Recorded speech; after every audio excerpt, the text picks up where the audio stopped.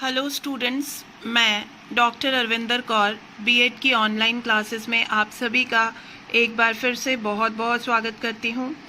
Dear students, आपको याद होगा कि पिछले क्लास में और पिछले वीडियो में हमने रीजनिंग के बारे में पढ़ा था। हमने ये जाना था कि रीजनिंग क्या होती है, रीजनिंग के फीचर्स क्या होते हैं, रीजनिंग का डेफिनेशन क्या होता है, यानी कि तर्क की क्या परिभाषा है, तर्क के क्या फीचर्स हैं। और आज जो हम लोग जानेंगे वो जानेंगे टाइप्स ऑफ रीजनिंग। तो आज की क्लास में डियर स्टूडेंट आप पढ़ेंगे और जानेंगे टाइप्स ऑफ रीजनिंग, जिसे हम दो पार्ट में समझेंगे, inductive reasoning and deductive reasoning. आगमन और निगमन तर्क क्या होते हैं।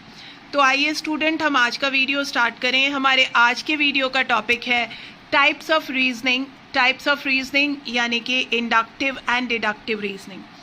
तो डियर स्टूडेंट, इंडक्टिव और डिडक्टिव रीजनिंग के बारे में बताने से पहले इंडक्टिव और डिडक्टिव रीजनिंग को प्रॉपर तरीके से समझने के लिए आइए हम एक एग्जाम्पल के द्वारा इसे समझते हैं। मैं एक एग्जाम्पल लूँगी और इस वीडियो में, इस एग्जाम्पल वाले वीडियो में मैं आपको बताऊंगी कि इंडक्टिव और डिडक्टिव रीजनिंग को आइडेंटिफाई कैसे करें, कि वो कौन कौन से तर्क होते हैं जो हम आगमन और निगमन तर्क किसे समझते हैं। ये एक साइंटिफिक रीजनिंग होती है, साइंटिफिक प्रोसेस होता है। तो आइए आज हम इसको जानने की कोशिश करें। It is a part of scientific reasoning. और आज हम ये जानते हैं कि इंडक्टिव और डिडक्टिव रीजनिंग क्या होती है।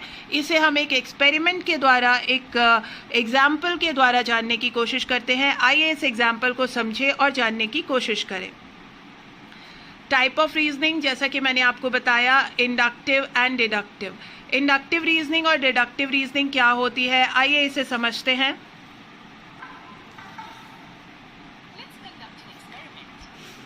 चलिए आज हम इस एग्जाम्पल से समझने की कोशिश करते हैं। ये देखिए, हमने एक बास्केट ली है और इसमें कई तरह के मैंगोज हैं।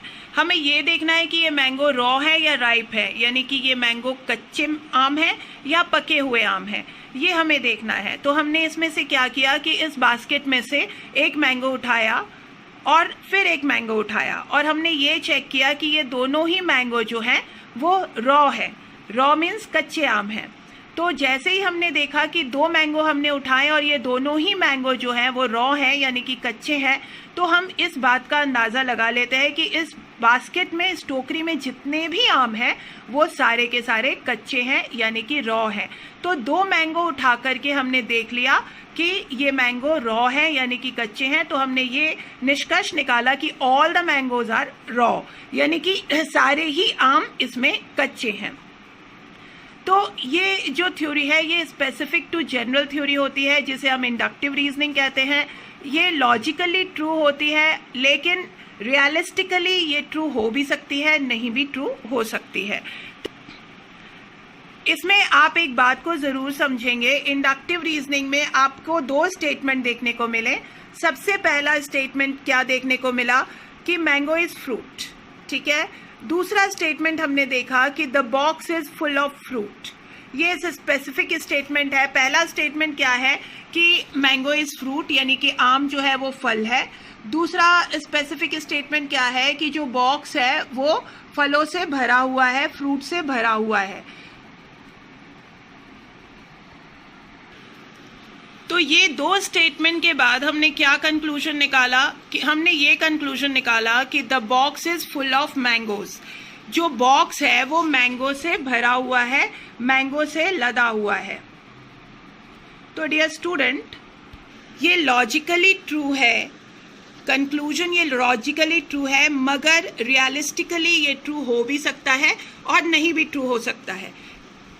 लेकिन ये लॉजिकली ट्रू है, इसमें कोई डाउट नहीं है, लॉजिकली ट्रू है, बट ये रियलिस्टिकली ट्रू हो भी सकता है और नहीं भी ट्रू हो सकता है। इसको आप इस प्रकार से समझें, जो इंडक्टिव रीजनिंग होती है ये लॉजिकली ट्रू होती है क्योंकि ये एक पर्टिकुलर केस में सही होती है। जैसे स्पेसिफिक केस में ये बिल्कुल सही है, लेकिन रियलिस्टिकली ये ट्रू हो भी सकती है, नहीं भी ट्रू हो सकती है। कहने का मतलब ये है, जैसे हमने ये आइडेंटिफाई किया कि उस पूरी बास्केट में, उस पूरी टोकरी में आम है, हमने 2 आम निकाले और हमने देखा कि वो 2 आम कच्चे थे, तो हमने ये निष्कर्ष निकाला कि उसमें जितने भी आम हैं वो सारे कच्चे आम हैं। लेकिन ये ज़रूरी नहीं है कि उसमें जितने भी आम हो वो सारे आम कच्चे हों, रॉ हों।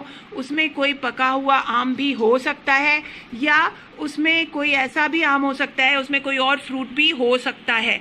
बट हमने 2 स्पेसिफिक जो आम निकाले थे जो कि कच्चे थे, उसको हमने लॉजिकली ट्रू मान के ये जनरल कंक्लूजन निकाल लिया कि उसमें सभी आम कच्चे होंगे। उसी प्रकार जो डिडक्टिव रीजनिंग होता है, डिडक्टिव रीजनिंग में हमेशा हमें ये देखना होता है कि डिडक्टिव रीजनिंग में जो जनरल आर्ग्यूमेंट होती है उसको हम स्पेसिफिक आर्ग्यूमेंट की तरफ लेकर के जाते हैं, और स्पेसिफिक आर्ग्यूमेंट में हम ये निकालते हैं कि हमारी जो जनरल आर्ग्यूमेंट है उसको हम कैसे एक लॉजिकली ट्रू करेंगे और कैसे रियलिस्टिकली ट्रू करेंगे। डिडक्टिव रीजनिंग में कैसे हम देखेंगे, जैसे पहला स्टेटमेंट है ऑल मैंगोज आर फ्रूट, तो ये बिल्कुल सही है कि इसमें ऑल मैंगोज जो है वो फ्रूट है, ये जनरल स्टेटमेंट है। दूसरा स्टेटमेंट है ऑल फ्रूट्स हैव सीड्स, सभी फलों में बीज होते हैं, तो ये लॉजिकली भी ट्रू है और रियलिस्टिकली भी ट्रू है। तो इसमें हम क्या कंक्लूजन निकालेंगे कि मैंगोज हैव सीड्स, मैंगो के जो है हर एक मैंगो के बीज होते हैं। तो हमने जब 2 स्टेटमेंट निकाले डिडक्टिव रीजनिंग के अंदर, पहला कि सभी मैंगो जो है वो फल होते हैं, ये पहला जनरल स्टेटमेंट है। दूसरा जनरल स्टेटमेंट ये है कि सभी फलों में बीज होते हैं, और ऐसे हमने एक जनरल कंक्लूजन क्या निकाला कि मैंगो के अंदर भी बीज होते हैं।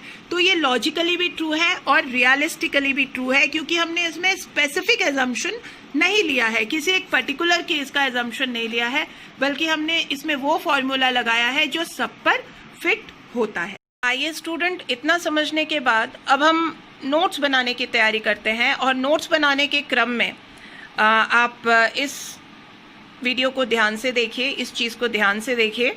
आपको इंडक्टिव और डिडक्टिव रीजनिंग के नोट्स बनाने हैं, जिसमें आगमन तर्क और निगमन तर्क होगा, और ये टाइप्स ऑफ रीजनिंग होगा। इसको आप इस प्रकार से लिख सकते हैं कि तर्क को 2 भागों में विभक्त किया गया है। एक होता है इंडक्टिव यानी कि आगमन, और एक होता है डिडक्टिव यानी कि निगमन तर्क। अब इसको आगे आप इस प्रकार से लिख सकते हैं कि आगमन तर्क यानी कि इंडक्टिव रीजनिंग, आगमन तर्क के उपलब्ध जानकारी तथा तथ्यों एवं प्रमाणों से निष्कर्ष निकाला जाता है और उपागमनों का प्रतिपादन किया जाता है। अधिकतर वैज्ञानिक अन्वेषण एवं आविष्कार आगमन प्रकृति के होते हैं।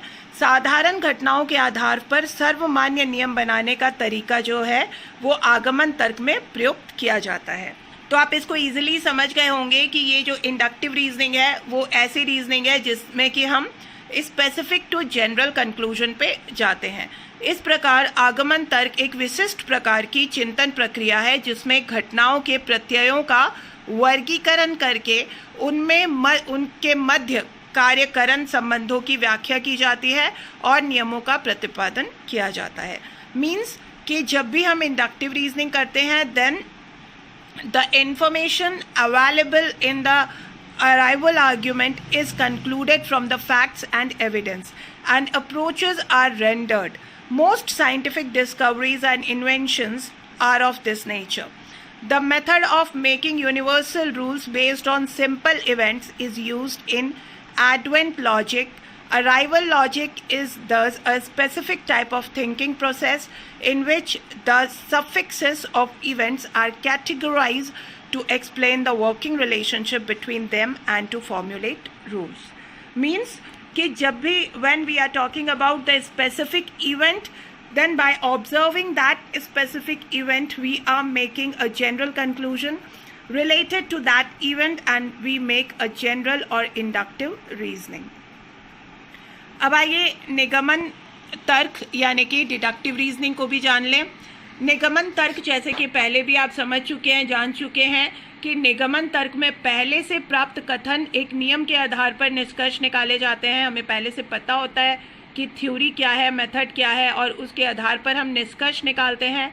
यह निगमन तर्क के विपरीत दिशा है, आगमन तर्क के विपरीत दिशा है, जिसमें पहले से खोजे गए ज्ञान को नई स्थितियों में प्रयुक्त किया जाता है। जो पहले से हमने थ्योरीज डेवलप की हुई है या जो पहले से हमारे पास ज्ञान अर्जित है उसको हम नई परिस्थिति में किस प्रकार से उपयोग किया जाए ये देखते हैं। इस प्रक्रिया में सार्वभौमिक ज्ञान के द्वारा जो यूनिवर्सल नॉलेज है, जो यूनिवर्सल ट्रुथ है, उसके द्वारा किसी विशेष प्रकार की समस्या का निदान किया जाता है। तो आप इसको इस प्रकार लिख सकते हैं, the statement already obtained in the incorporation logic और concluded on the basis of a rule, it is the opposite direction up to the arrival in which the knowledge already discovered is used in new situation is diagnosed। जो पहले से हमारे पास knowledge है, the knowledge which is already discovered, we can apply that knowledge into the specific current situation and then we can develop the deductive reasoning।